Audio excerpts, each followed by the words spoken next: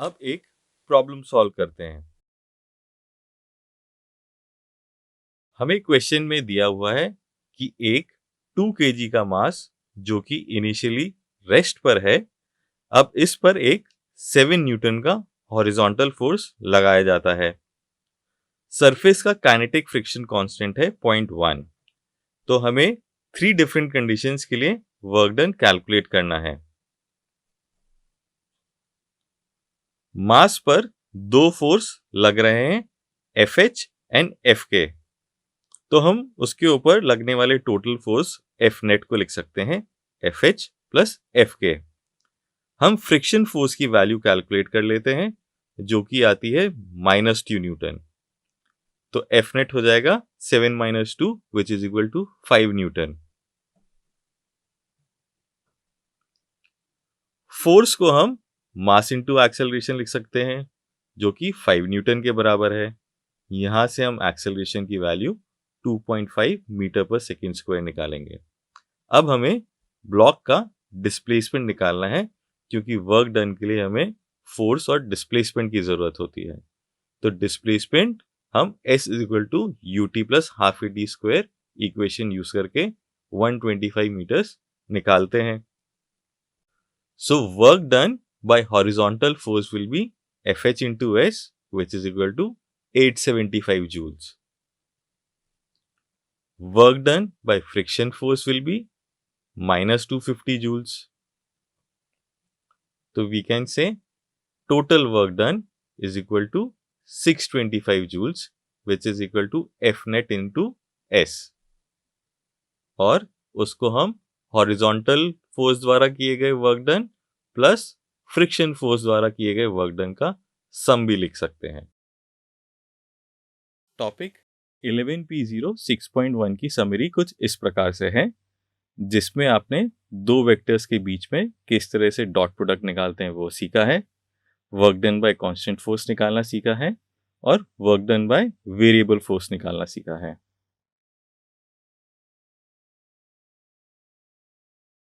अब आपको ये रेफरेंस क्वेश्चंस करने हैं।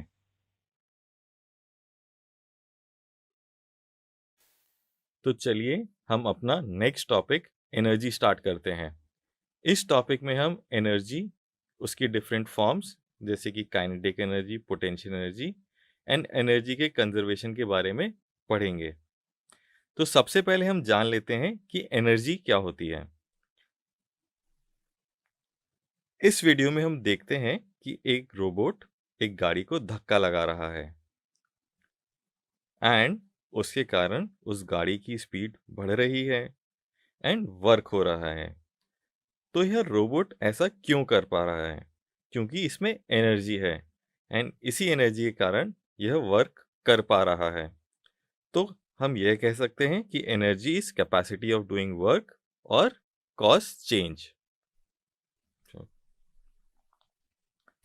यहाँ हम देख सकते हैं कि रोबोट गाड़ी को धक्का देते देते डिस्चार्ज होने लग जाता है, अर्थात उसकी एनर्जी कम हो जाती है एंड यह बॉक्स एक कांस्टेंट वेलोसिटी से मूव करता रहता है।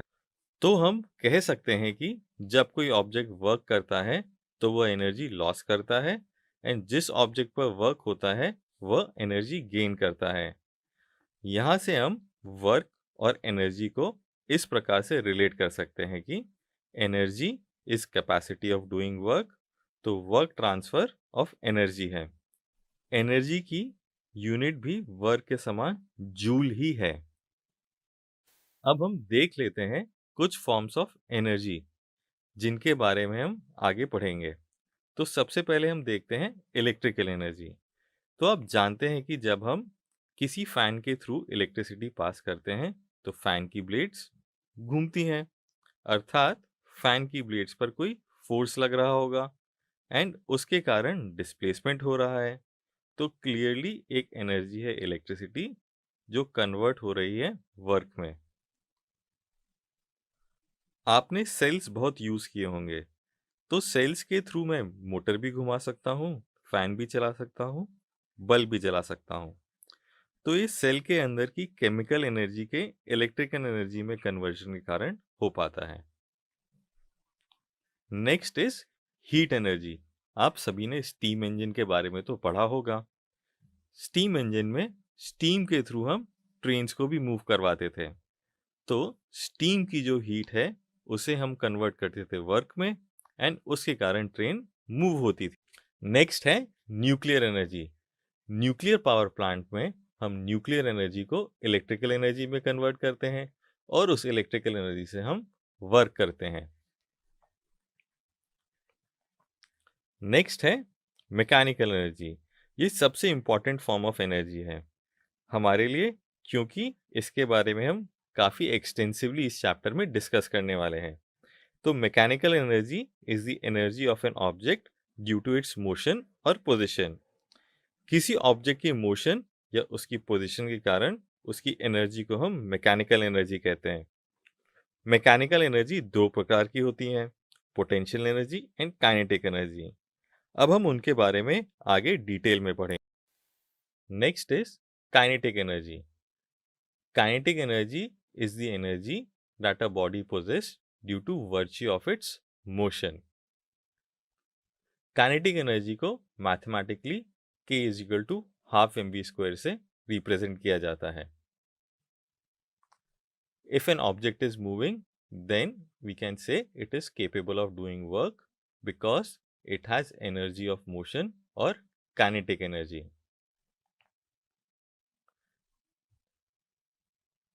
A wind turbine converts its kinetic energy into electrical energy.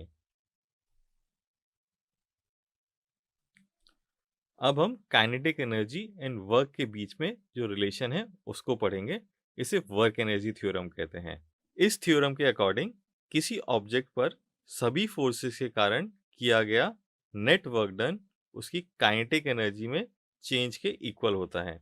यानी work is equal to final kinetic energy minus initial kinetic energy.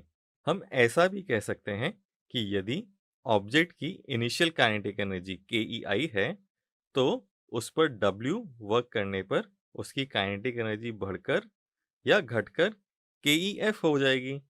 यदि W पॉजिटिव है तो KE बढ़ जाएगी, यदि W नेगेटिव है तो काइनेटिक एनर्जी घट जाएगी।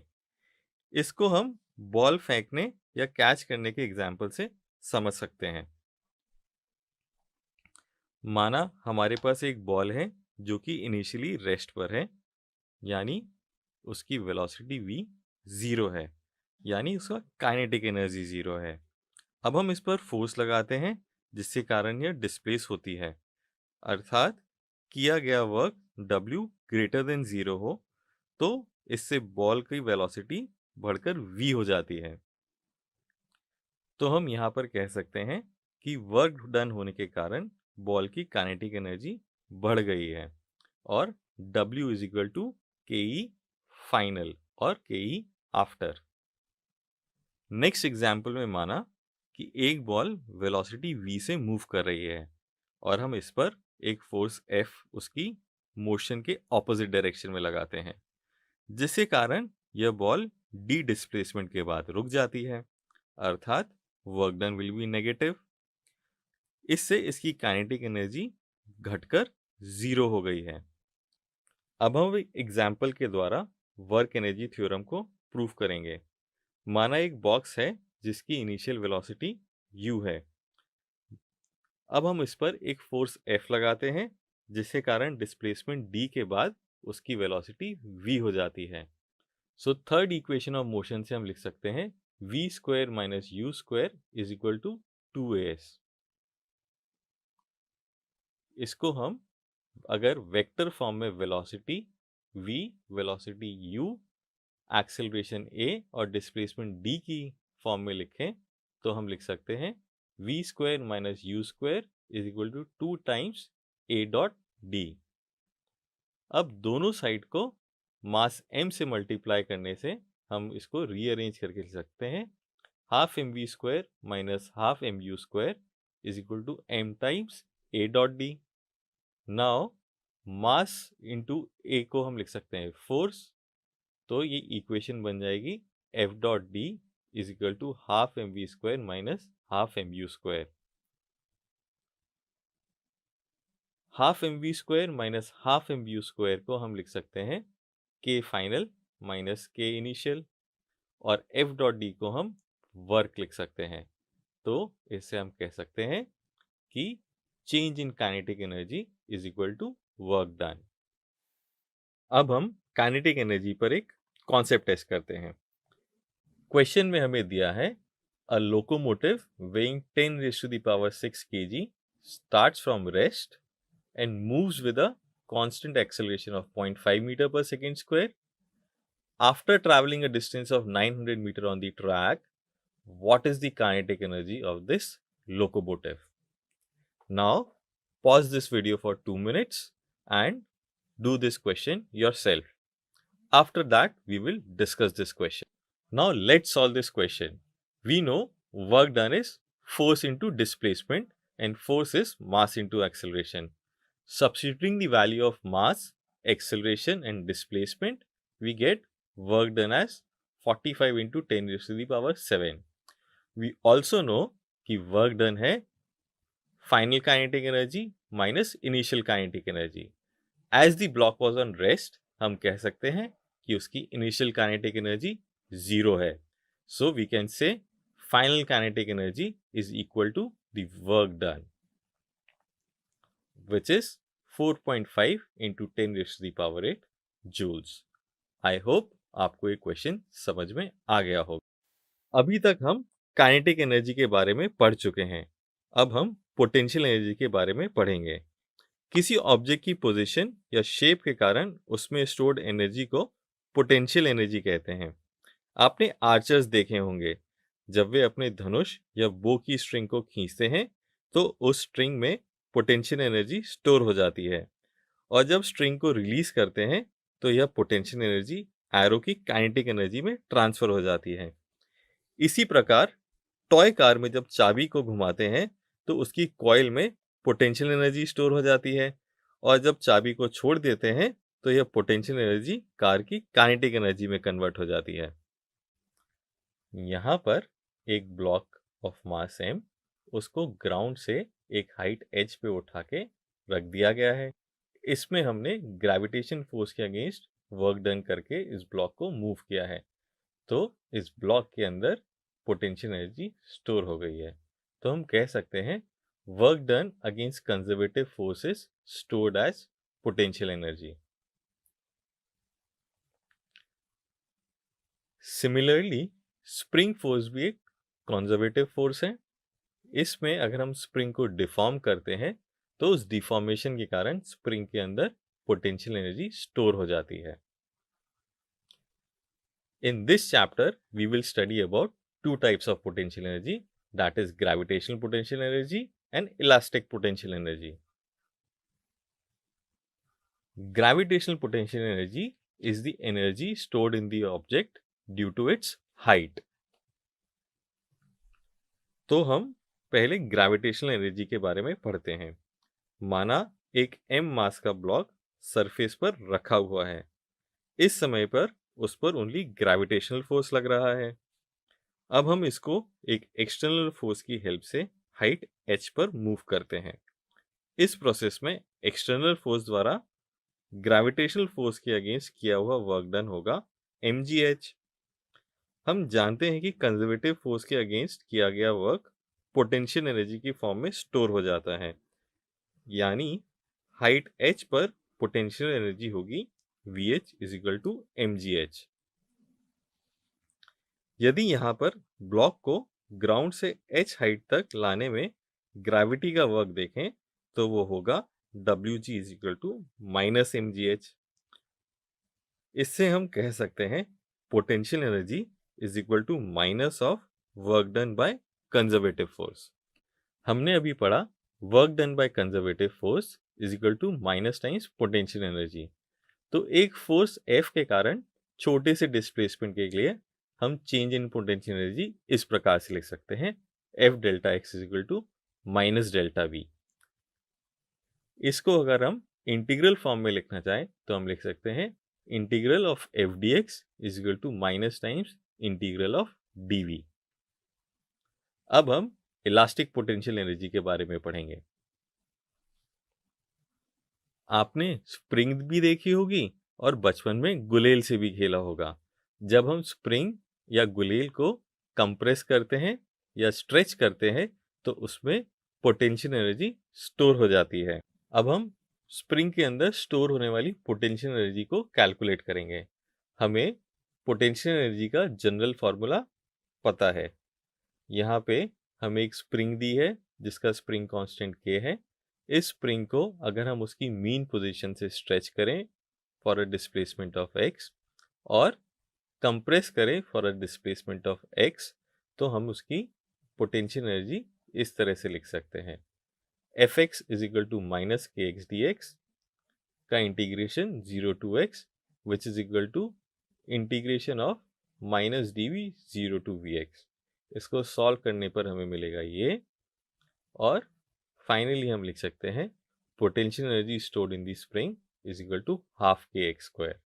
क्या आप जानते हैं कि पोटेंशियल एनर्जी को एग्जैक्ट या एब्सोल्यूट वैल्यू की फॉर्म में हम कैलकुलेट नहीं कर सकते, इसलिए हम इसको हमेशा रिलेटिवली डिफाइन करते हैं।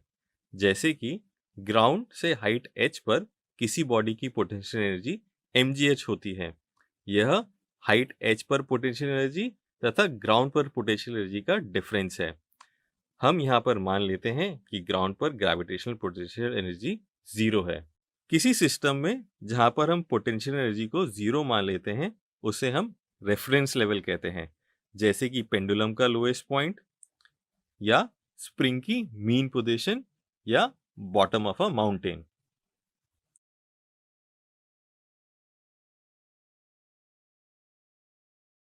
अब हम कंजर्वेशन ऑफ एनर्जी के बारे में पढ़ेंगे। इसमें सबसे पहले हम मैकेनिकल एनर्जी के कंजर्वेशन के बारे में पढ़ेंगे। यदि किसी सिस्टम में वर्क करने वाले सारे फोर्स कंजर्वेटिव फोर्सेस हैं तो उस सिस्टम की टोटल मैकेनिकल एनर्जी कंजर्व्ड रहेगी। इसका मतलब है sum of kinetic energy and sum of potential energy constant रहेगा। तो चलिए मैकेनिकल एनर्जी के कंजर्वेशन को डिराइव करते हैं। सबसे पहले हमें वर्क एनर्जी थ्योरम से पता है delta K is equal to F X delta X.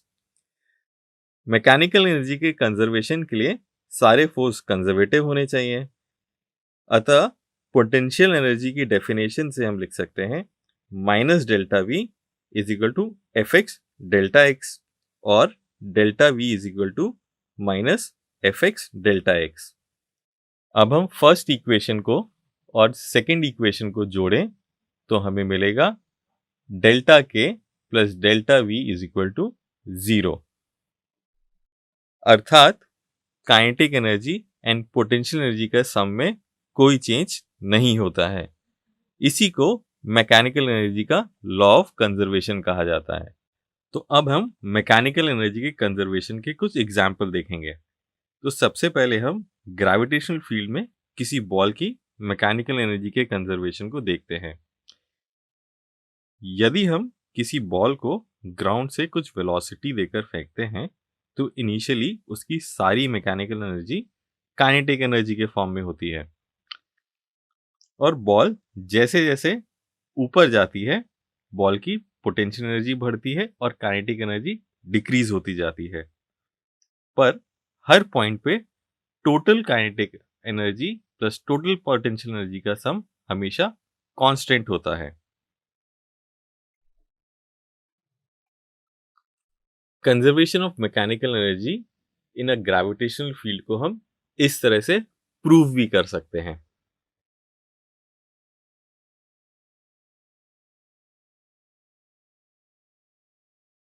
अब हम देखते हैं conservation of mechanical energy for a spring.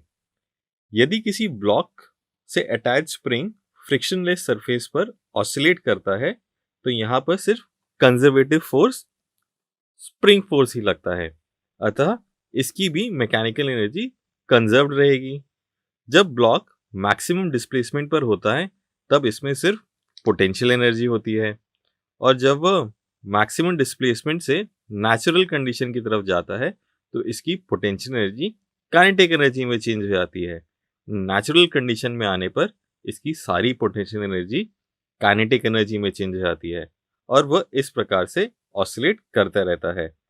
Similar example है पेंडुलम का। पेंडुलम में भी पेंडुलम के एक्सट्रीम पोजीशंस पे सिर्फ पोटेंशियल एनर्जी होती है, और जब पेंडुलम अपनी मीन पोजीशन पर आता है तो उसमें सारी काइनेटिक एनर्जी होती है, और हर पॉइंट पर total kinetic energy and total potential energy का सम कांस्टेंट रहता है। अभी तक हमने पढ़ा कि जब सिस्टम में अप्लाइड फोर्स कंजर्वेटिव फोर्स होते हैं तो सिस्टम की मैकेनिकल एनर्जी कंजर्व्ड रहती है, परंतु यदि सिस्टम पर नॉन कंजर्वेटिव फोर्स भी लग रहे हो तो मैकेनिकल एनर्जी कंजर्व नहीं रहती।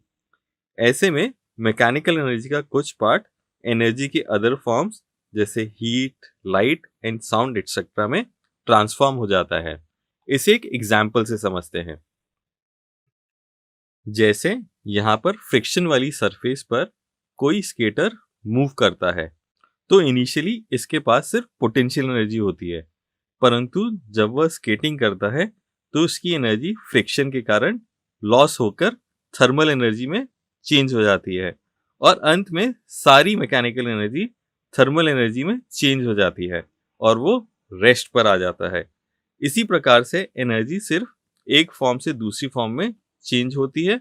किसी भी आइसोलेटेड सिस्टम की टोटल एनर्जी हमेशा कांस्टेंट रहती है। एनर्जी को ना तो क्रिएट किया जा सकता है ना ही डिस्ट्रॉय किया जा सकता है, क्योंकि पूरे यूनिवर्स को एक आइसोलेटेड सिस्टम मान सकते हैं, इसलिए पूरे यूनिवर्स की टोटल एनर्जी कांस्टेंट रहती है। अब हम कंजर्वेशन ऑफ मैकेनिकल एनर्जी पर एक कॉन्सेप्ट टेस्ट करते हैं। हमें क्वेश्चन में दिया है कि एक छोटा रोलर कोस्टर पॉइंट ए पर रेस्ट से स्टार्ट होकर डी तक पहुंचता है, तो डी पर इसकी वेलोसिटी क्या होगी। क्वेश्चन में हमें फ्रिक्शन को नेग्लिजिबल मानना है और रोलर कोस्टर हमेशा ट्रैक के कांटेक्ट में रहता है। तो यहाँ पर इस वीडियो को 2 मिनट्स के लिए पॉज करें और इस क्वेश्चन को आप खुद से सॉल्व करने की कोशिश करें। क्योंकि फ्रिक्शन नेग्लिजिबल है तो हम यहाँ पर मैकेनिकल एनर्जी को कंजर्व कर सकते हैं। तो हम कह सकते हैं initial mechanical energy is equal to final mechanical energy. Initial velocity 0 है एंड हाइट 100 मीटर है, जबकि पॉइंट डी पर वेलोसिटी फाइंड करनी है जहां पर हाइट 20 मीटर्स है। इन वैल्यूज को इक्वेशन में रखकर सॉल्व करें तो हम डी पॉइंट पर velocity v is equal to 40 metre per second find out कर सकते हैं।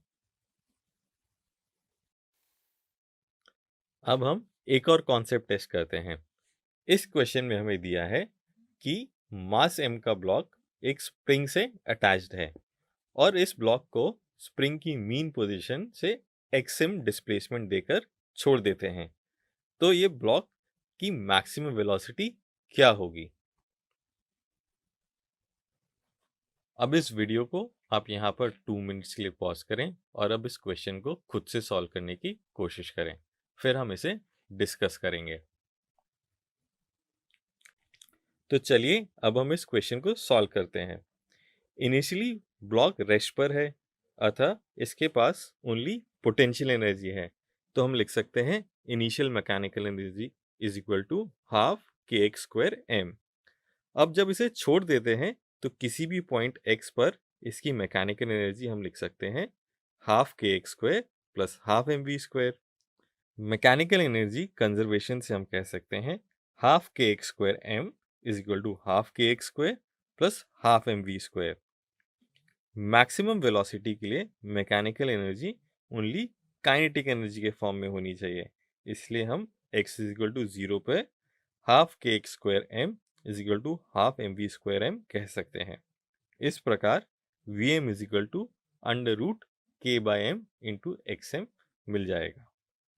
अतः स्प्रिंग की मीन पोजीशन पर ब्लॉक की मैक्सिमम वेलोसिटी होगी। तो अभी तक पढ़े हुए कॉन्सेप्ट के बेस पर एक और कॉन्सेप्ट टेस्ट करते हैं। यहां पर हमें दिया है कि एक 5 kg का ब्लॉक 490 जूल्स की काइनेटिक एनर्जी के साथ ग्राउंड से अपवर्ड डायरेक्शन में थ्रो किया गया है, तो किस हाइट पर इसकी kinetic energy initial kinetic energy की हाफ होगी। तो यहाँ पर इस वीडियो को पॉज करें और इसको क्वेश्चन को आप खुद से सॉल्व करने की कोशिश करें, फिर हम इसको डिस्कस करेंगे। तो चलिए अब हम इसे सॉल्व करते हैं। कंजर्वेशन ऑफ एनर्जी से half mv² is equal to half mv² plus mgh कह सकते हैं। अब हमें इनिशियल काइनेटिक एनर्जी 490 जूल्स दी गई है, अतः हम लिख सकते हैं half mv² is equal to 490 joules. हमें जो हाइट फाइंड करनी है वहां पर kinetic energy initial kinetic energy की हाफ है, तो वैल्यू सब्स्टिट्यूट करते हुए हम कह सकते हैं h is equal to 5 metres. चलिए अब हम इस टॉपिक पे बेस पर एक और कॉन्सेप्ट टेस्ट करते हैं। दिया हुआ क्वेश्चन कुछ इस प्रकार से है।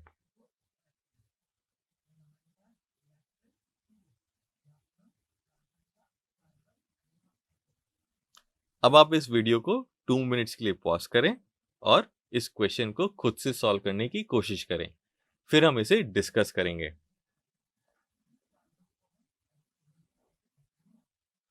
तो चलिए अब हम इसे सॉल्व करते हैं। तो सबसे पहले हम इस ब्लॉक का फ्री बॉडी डायग्राम बनाते हैं। हम जानते हैं कि नॉर्मल फोर्स के द्वारा किया गया वर्क 0 होगा। पाथ ए बी के पैरेलल mg का कंपोनेंट mg sin थीटा है, अतः इसके द्वारा किया गया work W is equal to mg sin theta into A B होगा। यहाँ राइट एंगल ट्राइंगल की प्रॉपर्टी से हम कह सकते हैं ए बी is equal to h upon sine theta, that means work is equal to mgh। हम जानते हैं कि work is equal to change in kinetic energy. क्योंकि इनिशियल वेलोसिटी 0 थी, तो हम कह सकते हैं mgh is equal to half mv² और v is equal to √2 gh।